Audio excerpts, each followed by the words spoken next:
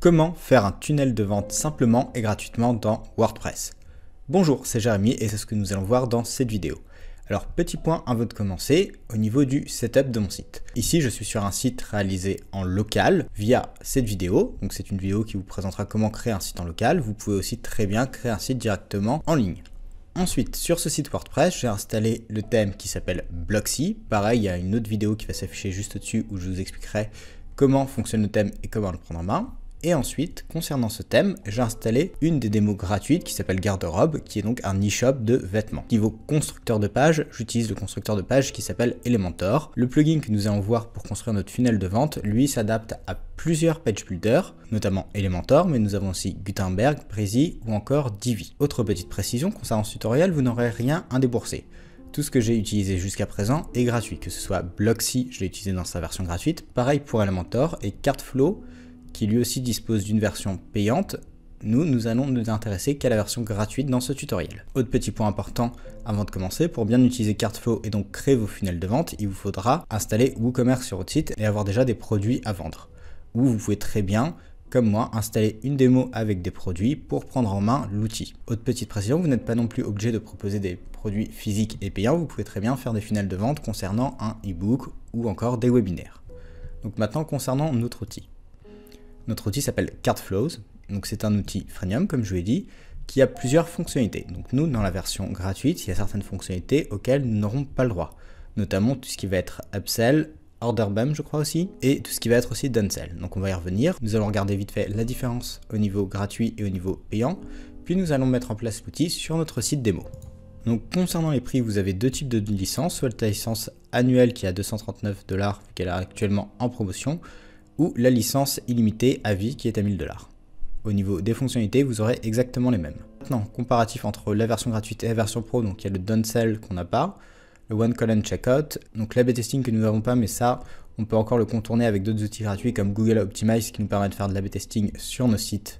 Après, il y a tout ce qui va être offre dynamique, les champs, on va être aussi limité au niveau des template de landing page, mais là pareil, vu qu'on utilise des constructeurs de pages, ça, il y aura toujours moyen de le contourner et de faire nos propres templates. On aura le même problème au niveau du checkout et du thank you. Upsell, pareil, on pourra pas forcément en faire, et le downsell, comme je l'ai dit aussi.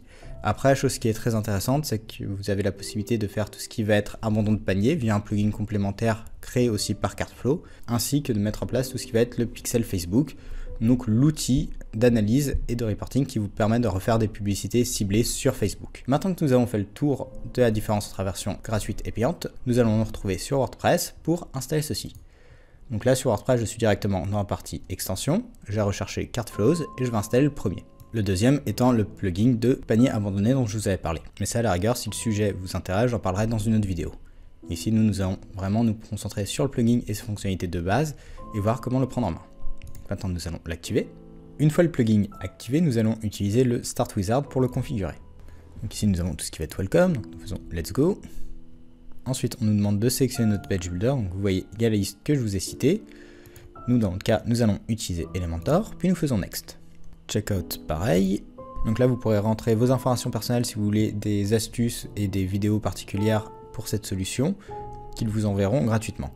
Après, ce qu'il faut savoir, c'est qu'il existe aussi un groupe Facebook et une chaîne YouTube développée par les créateurs de cette solution qui sont très intéressantes, mais tout le contenu sera en anglais, bien évidemment, que ce soit par email ou sur YouTube ou dans le groupe Facebook. Mais si vous voulez aller plus loin, ça peut être bien de rejoindre ces différents supports. Donc dans mon cas, je vais faire No Thanks. Ensuite, nous allons créer notre premier flow. Donc par flow, il faut bien entendre funnel de conversion. Donc ça va être la page d'opt-in, la landing page, tout ce qui va être la page de checkout et la page de remerciement. Et dans la version payante, du coup, il y aura aussi les pages d'upsell et de downsell. Donc là, il ne trouve pas de flow, donc nous allons en créer un nouveau. Et ici, nous pouvons directement choisir des flows qui sont déjà existants ou ensuite en créer un. Donc là, pour commencer, nous allons prendre un flow déjà existant. Donc dans mon cas, comme c'était sur des vêtements, je vais repartir sur à peu près la même thématique, ce qui s'avère un peu dur à trouver. Voici celle-là. Donc là, on peut voir directement les différentes étapes. Donc là, c'est un flow en 3 étapes, mais après, on peut très bien revenir et regarder les autres flows. Certains sont en plusieurs étapes. Si je prends par exemple celui du e-book, et on peut voir que j'aurai ma landing page, ma checkout, mon e-book upsell, mon downsell et ma page de remerciement. Donc là, reprenons notre démo à nous et nous allons importer le flow. Ici, nous allons entrer un nom. Donc on va mettre démo-t-shirt qui correspond du coup à mon produit t-shirt. Maintenant que c'est fait, nous retrouvons bien notre funnel en 3 étapes, donc notre page d'atterrissage, notre checkout et notre page de remerciement. Donc si besoin, vous pouvez toujours ajouter de nouvelles étapes. Ensuite, vous avez donc l'onglet Canva, qui lui vous permet d'avoir une vision. Si vous désirez aller plus loin et avoir une vision plus globale, et donc faire un funnel à l'échelle entière de votre site internet, si vous voulez, je vous mets une autre vidéo juste ici qui vous présente un outil qui s'appelle Funnelytics, qui permet de faire exactement la même chose, mais de façon plus conséquente. Cela peut vous aider à y voir plus clair dans votre stratégie et du coup dans votre plan marketing. Ensuite, vous avez la partie setting, où là vous pourrez rechanger le nom de votre funnel, son slug, et si vous voulez ou non l'indexer. Après, vous avez tout ce qui va être analytique, sandbox et custom script si vous voulez rajouter des scripts particuliers, donc propres à Facebook ou à des outils comme Hotjar ou Google Analytics ou encore Google AdWords. Donc maintenant, nous retournons à nos steps.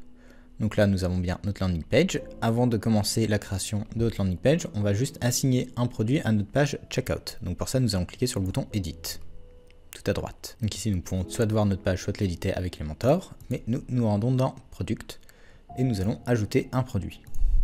Voilà, donc là, je retrouve mon t-shirt noir, je vais l'ajouter. Mon t-shirt a bien été rajouté, je peux choisir les quantités, si je veux un discount. Je peux aussi rajouter d'autres produits, mais si le but c'est vraiment de faire une landing page par produit. Puis après, vous pouvez avoir des coupons dans la version payante ou rajouter d'autres produits et changer les options. Une fois que c'est fait, nous allons faire sauvegarder. Concernant les autres onglets, tout ce qui va être Order, Checkout, Form et Dynamique vont être dans la version payante. Donc vous avez plus que l'onglet Setting qui vous permet de récupérer le shortcode si vous voulez l'utiliser sur notre page pour envoyer vers cette page-ci. La partie générale qui vous permet de changer le titre. Donc ici, on va être Checkout Page T-shirt. Et nous allons pareil rajouter t-shirt, histoire de nous y retrouver par la suite. Ensuite, vous avez tout ce qui va être Checkout Setting. Donc ici, on va changer le texte de notre bouton et on va mettre Commander. Et enfin, à nouveau, le Custom Script. Une fois que c'est fait, nous allons sauvegarder. Maintenant, nous pouvons revenir à notre fameuse landing page et cliquer sur Edit. Là, nous allons directement dans Setting et à nouveau, la renommer dans Général. Vous pouvez aussi également la renommer directement en haut. Mais comme j'aime bien aussi renommer le slug, je préfère directement passer par cette interface. Ensuite, nous sauvegardons. Nous revenons sur l'onglet Design. Ici, dans un premier temps, nous allons faire View pour voir notre page. Donc là, on peut considérer que ma page ressemble à rien, étant donné que les images n'ont pas chargé, mais ça, c'est pas trop un problème. Comme on est sur Elementor, tout est modifiable. Donc là, il va falloir mettre en avant notre produit. Donc pour ça, nous allons commencer par recustomiser un petit peu cette page et nous allons utiliser Elementor directement. Ici, il faudra juste recréer le kit, donc ça c'est pas un souci. Donc là, on arrive ici, nous faisons recréer le kit.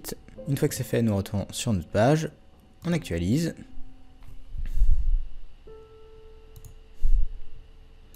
Là-dessus, je vais mettre mon logo. Faites ceci, ce sera très bien. Ici, nous allons l'effacer. Et là, sur le côté gauche, on peut voir qu'une fois que j'ai tout fermé, nous avons un nouvel onglet Cart Flow qui apparaît, qui nous permet de mettre le Next Step button, qui lui va plutôt aller là. Donc là, ce sera plus le bouton Commander. Si on peut rajouter un petit icône.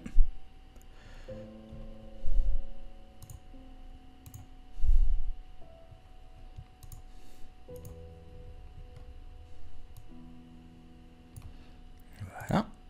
Ensuite, en style. En style, nous allons mettre couleur rouge, type d'arrière-plan, on va le mettre en transparent. Ensuite, on va lui rajouter une bordure continue de pixels et nous allons arrondir les bords à 20. Après, nous allons faire pareil mais en over cette fois-ci. Donc text over. Nous allons le mettre en blanc. Arrière-plan. Arrière-plan, nous allons le mettre en rouge. Et voilà, c'est parfait. Après, nous pouvons également changer la police, mais ce n'est pas trop le but. Ce bouton-là, nous allons l'effacer. Celui-ci, maintenant qu'il est tout bien, nous allons le dupliquer. Et le mettre là-haut à la place de notre bouton commander. Ça, on l'efface. Là, notre cher petit bouton, on reclique dessus et au lieu de le mettre tout à gauche, Nous allons aller dans style et le mettre tout à droite. Ici, nous allons mettre une image du produit. Dans basique.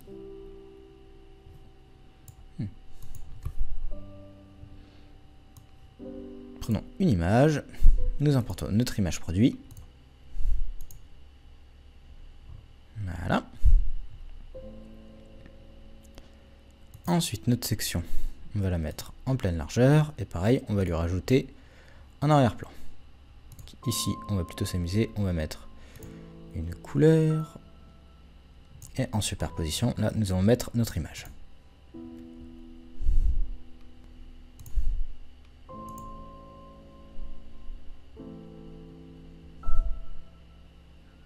Voilà, donc idéalement, il faudrait que cette image-là soit plutôt sur fond transparent que sur fond blanc. Si vous voulez faire ça, il va falloir utiliser un outil qui s'appelle Remove Background PNG. Je vais vous le montrer et après je vous mettrai un lien de toute façon en description. Donc Remove Background PNG vous permet de télécharger une image et d'en supprimer l'arrière-plan. Donc si je reprends mon chart t-shirt ici, ça va supprimer toute la partie blanche qui est autour. Ici pour cette vidéo, je ne vais pas le faire. Je vais juste vous montrer rapidement comment fonctionnent ces outils sur notre photo. Il me suffit de cliquer sur le bouton télécharger. Puis de choisir une image. Par exemple, si on prend cette photo destinée à faire une miniature qui n'a pas eu lieu, hop, je la prends, je la télécharge, j'ai mon fond en transparent et je n'ai plus qu'à la retélécharger. Je retourne sur ma landing page et à la place d'avoir ce t-shirt, je vais télécharger ma photo sur fond transparent. Hop, on insère et voilà. Donc là, il faudra plutôt le t-shirt à la place, mais globalement, ça donnera ça avec un t-shirt à la place de ma tête. Ce texte, on peut l'enlever. Donc ici, on peut voir que mon texte n'est pas trop lisible, donc il faudrait que j'améliore un peu l'opacité de mon fond. Donc on va revenir à notre section. On a pareil, superposition d'arrière-plan, opacité. On va la réduire. Là, c'est pas trop mal. Donc là, la partie feature, ici dans notre cas, on s'en fiche, c'est un t-shirt, donc ça, on l'efface. Là, à la place, vous pouvez très bien mettre avis client. Style changé, on va être typographie, transformation majuscule. Et en couleur, on va remettre notre petit rouge.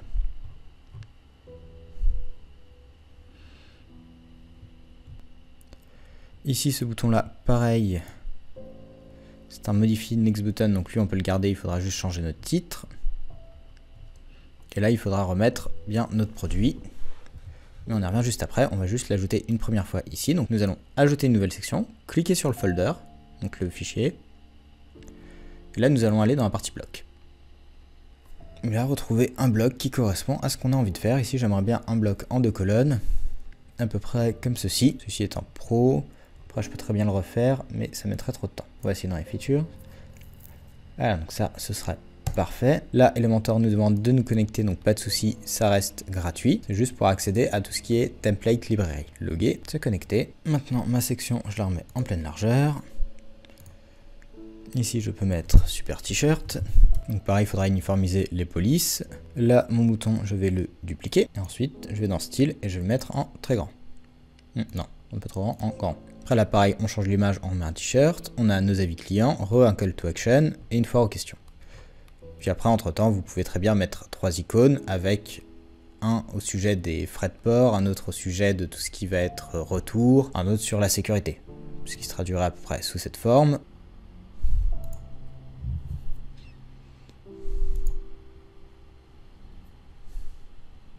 Service. On va prendre celui-ci. Pareil, on insère. Ça, on l'efface et voilà. Donc là, vous mettez votre petit camion, un petit truc par rapport au paiement sécurisé et au pire, un autre sur tout ce qui va être remboursement. Après, on a les avis clients, notre petit bouton. Et là, pareil, on va changer cette section. Là, on est en pleine largeur. On rechange son style. Donc là-dessus, on avait dit du noir, ça poubelle. Et on remet une image. On va mettre ça. Et voilà, donc là, dessus, on est bon. Après, d'un point de vue juridique, il faudrait faire un footer avec tout ce qui va être le cadre légal, donc tout ce qui va être politique de confidentialité, charte générale des ventes et des retours. mais on va pas faire ça ici. Mais globalement, il faudra le faire via l'option module pour pouvoir réimporter le bloc à chaque landing page. Une fois que vous avez fini votre landing page, ce qui est mon cas ici, faire mettre à jour, puis je vais cliquer sur le burger en haut à gauche et cliquer sur voir la page. Et donc là, admettons que je veuille commander à cette étape-là, je clique sur le bouton commander. Ce bouton me redirige vers ma page checkout page t-shirt, où là je peux encoder toutes mes informations, j'ai un récap de ma commande. Ce qu'il faut savoir, c'est qu'à ce niveau-là, sur la version pro, vous pouvez reproposer à nouveau d'autres produits. Et pareil, cette page-là, vous pouvez l'éditer avec Elementor. Comme vous voyez, j'ai l'option ici en haut. Maintenant, sur cette page, vous pouvez très bien à nouveau effacer votre menu. Donc pour effacer mon menu, une fois que je suis sur Elementor, en bas à gauche, j'ai mon petit engrenage réglage. Et là, je vais sélectionner un modèle de page et mettre Cart Flow Box, par exemple. Mettre à jour. Et là, c'est super, j'ai plus de menu.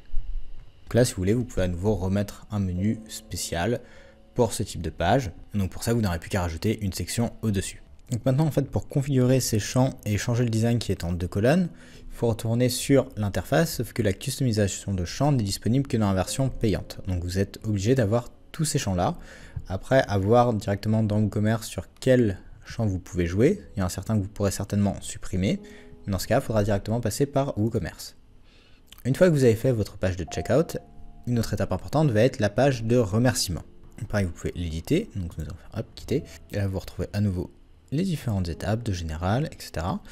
Activer l'overview, activer des choses, changer ce texte et ensuite mettre une option de redirection, ce qui peut être bien. Admettons que vous vendiez des formations online, que la personne vient d'acheter une de vos formations, elle arrive sur votre page de remerciement, elle lit le message de remerciement, et après ça, ce sera dommage de la laisser là, vous pouvez très bien la rediriger vers votre groupe Facebook. Dans le cadre d'e-commerce, vous pourrez très bien rediriger cette même personne vers une page d'inscription pour la newsletter. Donc là, il faudra activer cette option, puis renseigner l'URL vers lequel vous souhaitez rediriger cet utilisateur. Et n'oubliez pas de bien changer ce message-là. Après, au niveau design, ce sera comme les étapes précédentes. Si vous allez sur Edit with Elementor, vous pourrez customiser cette page avec Elementor. Et là, vous pouvez à nouveau tout changer, tout retraduire, remettre votre logo, remettre des petites animations si besoin, etc., etc. Donc voilà, rien de très compliqué. Donc en conclusion de cette vidéo, comme vous avez pu le constater, créer un funnel avec des landing pages et des pages de remerciement et de paiement sur WordPress est quelque chose qui est beaucoup plus simple maintenant et qui peut se faire gratuitement. Ensuite, les versions payantes sont à des prix accessibles. Si vous comparez avec d'autres solutions pour créer des funnels de vente comme ClickFunnels, ça n'a rien à voir au niveau prix ni même au niveau mise en pratique. Côté interface d'utilisation, c'est relativement simple, même si vous comparez à des solutions comme Shopify. Les outils se prennent en main quand même très facilement et vous pouvez rapidement arriver à vos fins. Donc maintenant, si vous souhaitez aller un peu plus loin dans la création de ces tunnels, n'hésitez pas à implémenter l'outil de panier abandonné qui est complémentaire et à commencer à jouer avec l'outil et commencer à paramétrer vos premières landing pages. Donc sur cette page, ce qui va être important dans sa construction, ça va être de retrouver des éléments comme tout ce qui va être preuve sociale, donc les témoignages, de rajouter des call to action qui vont être visibles et à plusieurs endroits. Ne pas hésiter à remettre une partie avec les questions fréquentes, avec des icônes qui peuvent aider l'utilisateur à faire son choix et à le rassurer, à utiliser tout ce qui peut être vraiment important pour faire en sorte que la personne passe à l'acte et donc commande votre produit. Après, une fois que ce sera fait, il faudra tester vos landing pages et voir comment les utilisateurs réagissent et si elles fonctionnent. Donc voilà, donc c'est tout pour cette vidéo, j'espère qu'elle vous sera utile. Si vous avez des questions, n'hésitez pas à les poser en commentaire. Si vous souhaitez continuer à en savoir plus sur WordPress et à en apprendre plus sur différents plugins ou thèmes ou sur différentes façons de faire ou même des outils complémentaires, n'hésitez pas à vous abonner à la chaîne, sachant que je publie une vidéo le mercredi et une autre le vendredi, les deux à 17h15. Concernant le sujet, on restera toujours sur du WordPress et du WordPress en freemium. J'essaye toujours d'utiliser au maximum des outils gratuits qui sont simples à prendre en main et qui ne nécessitent pas de compétences techniques. Donc voilà, donc sur ce, à bientôt et bonne journée!